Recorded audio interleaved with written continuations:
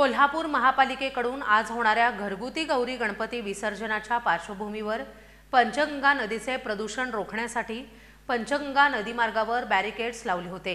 या ठिकाणी गणेश मूर्ती विसर्जनासाठी कृत्रिम विसर्जन कुंड ठेवण्यात आले होते। मात्र आज सकाळी हिंदुत्ववादी संघटनेच्या कार्यकर्त्यांनी प्रशासनाने लावलेलं बॅरिकेड्स काढत गणेश मूर्तींचं थेट पंचगंगा नदीत विसर्जन केलं। मोठा पोलीस बंदोबस्त तैनात असताना देखील पंचगंगा प्रदूषणाला जबाबदार असणाऱ्या इतर घटकांवर कारवाई न करता गणेश मूर्ती विसर्जनाला विरोध का अशी विचारणा करत अनेक गणेश भक्तांनी गणेश मूर्तींचं पंचगंगा नदीत विसर्जन केलं। गेले 5 दिवस घरोघरी विघ्नहर्त्या गणरायाची पूजा अर्चा आरती आणि विविध धार्मिक विधी झाल्यानंतर आज घरगुती गणपती बाप्पांना भावपूर्ण वातावरणात निरोप देण्यात आला।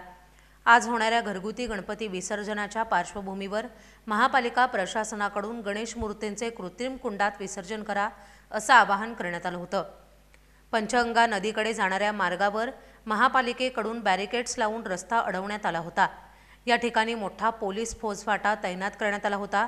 मात्र हिंदुत्ववादी संघटनांनी आज सकाळी 8 वाजण्याच्या सुमारास प्रशासनाच्या वतीनं लावण्यात आलेली बॅरिकेड्स काढून थेट घरगुती गणेश मूर्तींचं पंचगंगा नदीत विसर्जन केलं। यावेळी महापालिकेचे अधिकारी आणि हिंदुत्ववादी कार्यकर्त्यांच्या मध्ये शाब्दिक बाचाबाची देखील झाली। यावेळी हिंदुत्ववादी कार्यकर्त्यांनी पुढाकार घेत गणेश मूर्तींचे पंचगंगा नदीत विसर्जन करायला सुरुवात केली। यावेळी हिंदू एकताचे शहराध्यक्ष गजानन तोडकर, संदीप सासणे, सुशील भांदिगरे, उदय भोसले, दीपक देसाई, शिवानंद स्वामी, सुनील सामंत यांच्यासह हिंदुत्ववादी कार्यकर्ते उपस्थित होते।